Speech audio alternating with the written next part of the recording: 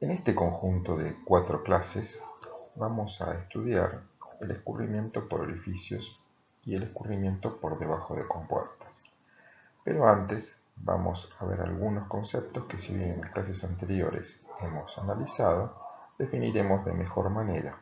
Esto es el control, las condiciones de control hidráulico, control de flujo, y las características particulares de los escurrimientos fuertemente variados.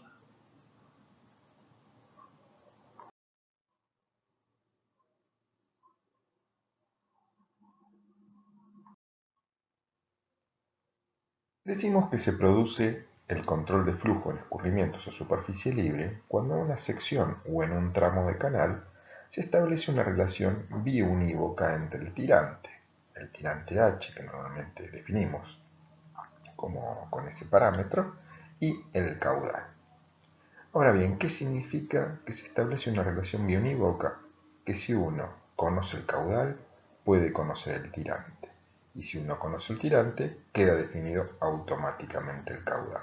Entonces, a esa relación biunívoca entre el tirante y el caudal, la llamamos normalmente como ley HQ. Si esta ley o esta relación se establece en una única sección, decimos que esta es una sección de control. Y vamos a caracterizar 3 tipos de controles de flujo, 2 de los cuales ya los vimos. El primero de los controles de flujo a los que nos vamos a referir es el control friccional. ¿Cuándo tenemos control friccional? Cuando en un escurrimiento permanente y uniforme queda definida una ley HQ. ¿Cuál es la ley HQ de los escurrimientos permanentes y uniformes?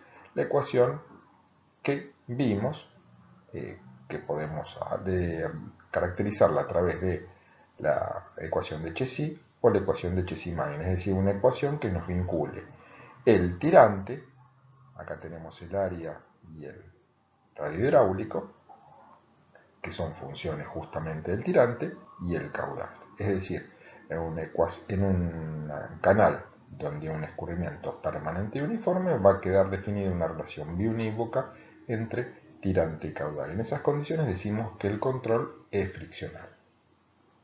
Por otro lado, también hemos visto el control por flujo crítico.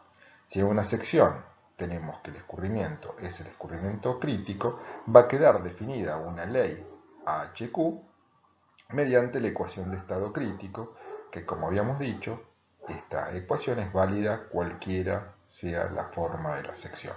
Entonces, fíjense que nos queda Q cuadrado sobre G, es decir, acá está el caudal, es igual a omega cubo sobre BS para la condición crítica, donde tanto el área como eventualmente el ancho superficial son funciones del tirante. Es decir, que en la condición de escurrimiento crítico queda definido una relación única, de acuerdo a cuál sea la sección, entre caudal y tirante. Por último, tenemos los dispositivos de control que fijan el tipo de escurrimiento y nos definen una ley altura caudal. Entre los dispositivos de control se agrupan un conjunto de dispositivos que se utilizan para el control del manejo de flujo a superficie libre. Y como había dicho recién, cada uno de ellos va a definir una ley altura caudal biunívoca que a su vez va a ser propia del tipo de dispositivo de control que usemos. Hasta ahora, por ejemplo, cuando vimos el desarrollo de curvas de remanso, vimos y hablamos sobre los controles de flujo. Acá lo que yo quise es agrupárselos y que ustedes los puedan tener claramente definidos. Pero habíamos visto el tirante uniforme, el tirante crítico e incluso habíamos visto algunos dispositivos de control en algunos ejemplos porque estuvimos trabajando con compuertas, donde veíamos que aguas arriba de la compuerta quedaba definido un tirante para el caudal que estaba escurriendo por nuestro canal. Ahora, volviendo a los dispositivos de control, podríamos hablar de que hay distintos tipos.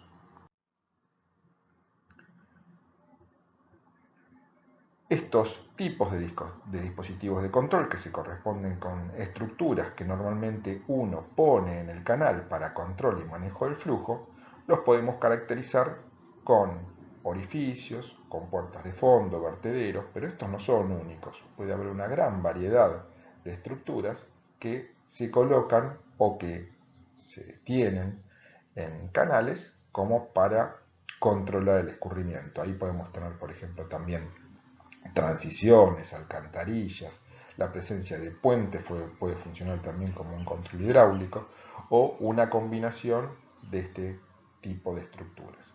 Ahora bien, estas son las más simples y son las que uno habitualmente puede poner específicamente para que funcionen como un control de flujo donde uno pueda manejar el escurrimiento. Entonces estas en general son las que vamos a ver en esta clase y en las clases que vienen.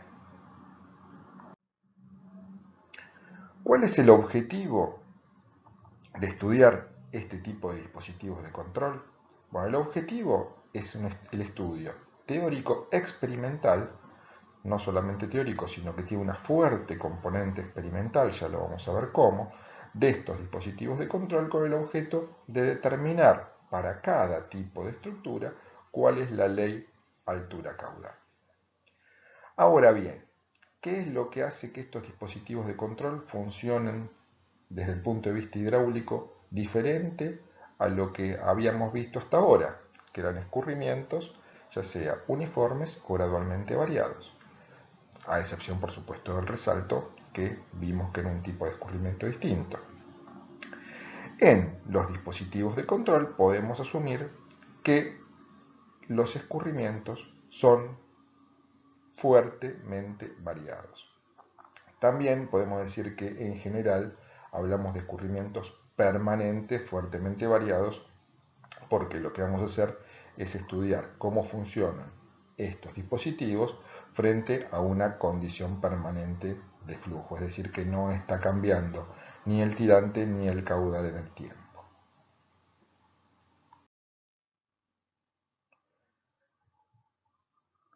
¿Cómo vamos a estudiar el funcionamiento de los dispositivos de control? Y dijimos que este funcionamiento está asociado a escurrimientos fuertemente variados. Vamos a ver cuáles son entonces las características de los escurrimientos fuertemente variados. En este tipo de escurrimientos, los fenómenos son tales que la curvatura de los filetes líquidos invalida las hipótesis del movimiento gradualmente variado. Es decir, que acá tenemos filetes que no son cuasi rectilíneos y paralelos, que era la condición que habíamos impuesto para el estudio del escurrimiento uniforme y del escurrimiento gradualmente variado. Entonces, ¿cuáles son las características particulares y de mayor importancia en este tipo de escurrimientos? Bueno, la podemos agrupar en 5. La primera sería que la curvatura del flujo es tan pronunciada que no puede suponerse, como hasta ahora, distribución hidrostática de presiones. Es decir, no podemos saber cómo es la distribución de presiones en una sección transversal. La segunda es que la variación del régimen del flujo en general ocurre en un tramo corto de la conducción o del tramo de canal. Entonces, como es muy corto donde se desarrolla el movimiento fuertemente variado, en general podemos considerar que la fricción en las fronteras del borde sólido es comparativamente pequeña y en la mayor parte de los casos podemos despreciar los efectos friccionales en este tramo corto de la zona donde se desarrolla el movimiento fuertemente variado. La tercera de las características es que las condiciones del escurrimiento están normalmente fijadas por las condiciones geométricas de la frontera de la estructura o eventualmente por el estado del flujo. Sobre todo esto sucede en los escurrimientos bruscamente variados como puede ser el resalto. Pero en general, para los que son los controles de flujo, a través de orificios, compuertas, vertederos, este escurrimiento va a estar condicionado por la frontera de los bordes sólidos que condicionan el escurrimiento, es decir, por la geometría. A su vez, como vamos a tener una gran curvatura, las velocidades van a variar en la sección transversal, va a ser desconocidos en general los coeficientes de distribución de velocidades alfa de Coriolis y beta de Boussinesq, alfa de Coriolis que se utiliza en la ecuación de balance de energía y beta de Boussinesq la que se utiliza en la ecuación de cantidad de movimiento. Estos valores se van a alejar de la unidad, es decir, que vamos a tener escurrimientos con una distribución de velocidades no uniforme y en general no podemos determinarlos con exactitud. Por último, en este tipo de escurrimientos puede haber zonas con separación de flujo, con la presencia de remolinos y corrientes secundarias que complican el patrón general de escurrimiento y distorsionan la distribución de velocidades que, como vimos, va a tender a ser diferente de la unidad o mejor dicho, va a ser diferente, no de la unidad, los coeficientes de Coriolis y Boussinesq van a ser diferentes de la unidad, van a ser diferentes de la distribución uniforme. Y en estos casos, entonces, vamos a decir que en realidad puede ser que cuando se desarrollen zonas de separación el flujo no esté confinado estrictamente por la geometría de los bordes sólidos, sino que va a estar condicionado por esa geometría, pero a su vez por las zonas de separación que pueden hacer que las fronteras se modifiquen en forma parcial o levemente respecto de lo que sería las fronteras sólidas específicamente. Es decir, que si uno tiene zonas de separación, esas zonas de separación a veces hacen que funcionen como el propio borde sólido.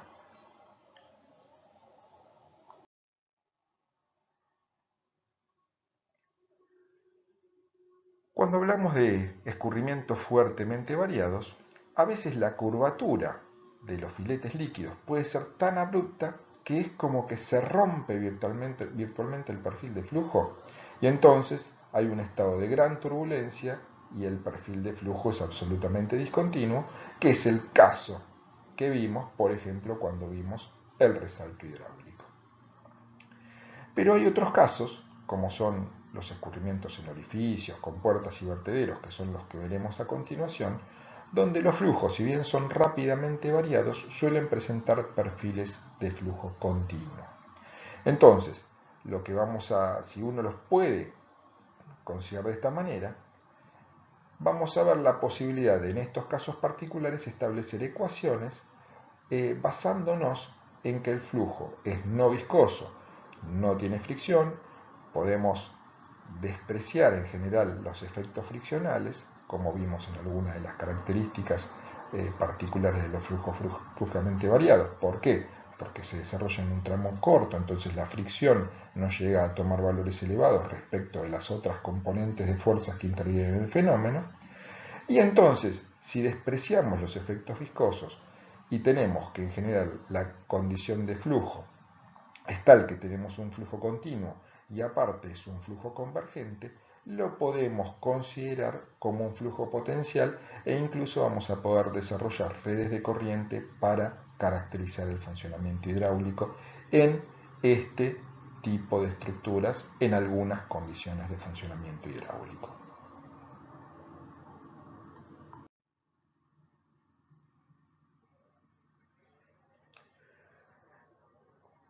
Ahora, cuando queremos estudiar estas ecuaciones que dijimos que vamos a tratar de plantear a los casos particulares, vamos a llegar a la conclusión de que a diferencia del escurrimiento gradualmente variado, no tenemos una ecuación general que podemos utilizar para todos los casos. Y entonces no nos queda más remedio que estudiar cada caso en particular. Entonces vamos a llegar a un sinnúmero de casos de interés práctico que tenemos que analizar. ¿Y por qué? Porque hay un montón de aplicaciones de distintos tipos de estructuras al diseño de obras de conducción a superficie libre. Y para cada una de ellas vamos a tener que realizar el propio tratamiento teórico y empírico.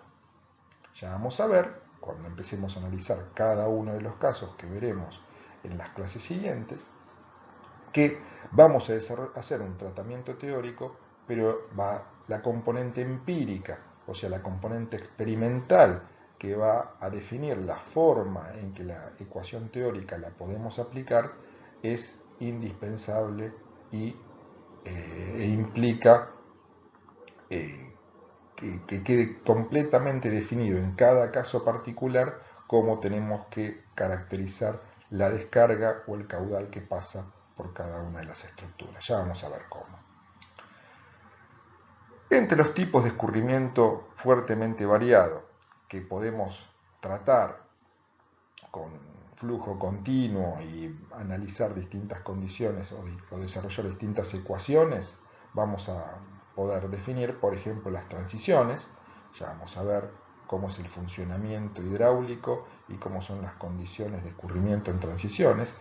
Y también en un conjunto muy amplio de dispositivos de control que nos sirven normalmente en nuestros canales para controlar niveles, para distribuir caudales e incluso para poder medir caudales. Recuerden que la medición de caudales uno normalmente en hidráulica la referimos como aforos. Con las leyes altura caudal que vamos a definir para cada dispositivo, uno podría entonces ver si uno tiene un determinado caudal, cuál va a ser el nivel que le corresponde. Si queremos derivar caudales, uno podría determinar cuál es el caudal a derivar a partir de los niveles que tenga aguas arriba de la estructura. E incluso en algunos lugares uno requiere medir el caudal que esté escurriendo por una conducción, y en ese caso uno también puede disponer de dispositivos de control que nos van a permitir con gran precisión determinar cuál es el caudal que está escurriendo. Por supuesto que hay dispositivos que son más precisos para medir caudal, otros donde la precisión no es su fuerte, pero que a veces son muy utilizados por su conveniencia para derivar caudales en sistemas de riego o para controlar niveles aguas arriba. Bueno, hay tantos problemas como soluciones, entonces hay una gran cantidad de dispositivos que uno puede estudiar y que uno tiene que conocer cuál es su funcionamiento hidráulico.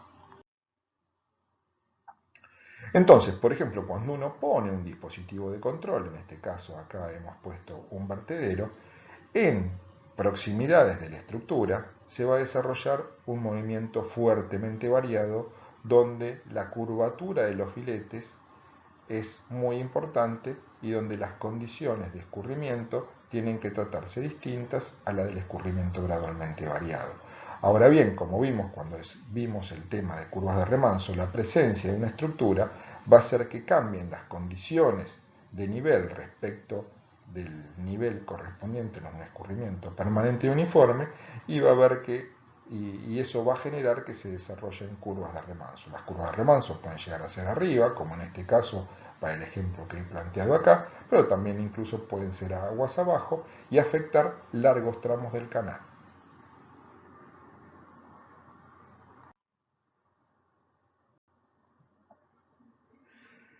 Entonces ahora sí, ya tendríamos que ver cómo hacemos para estudiar estas leyes de descarga, estas leyes altura caudal, para los diversos casos de interés práctico.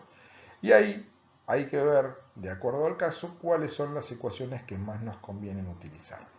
Muchas veces estudiamos el funcionamiento hidráulico de estos dispositivos de control a través, por supuesto, de la ecuación de continuidad. La ecuación de continuidad aparece casi siempre, pero empleando también la ecuación de energía o de cantidad de movimiento. Ambas recuerden que surgen de la segunda ley de Newton. E incluso hay que considerar los principios geométricos porque cada caso particular va a tener una geometría del escurrimiento distinto, e incluso los principios geométricos son claves cuando uno desarrolla una red de corriente.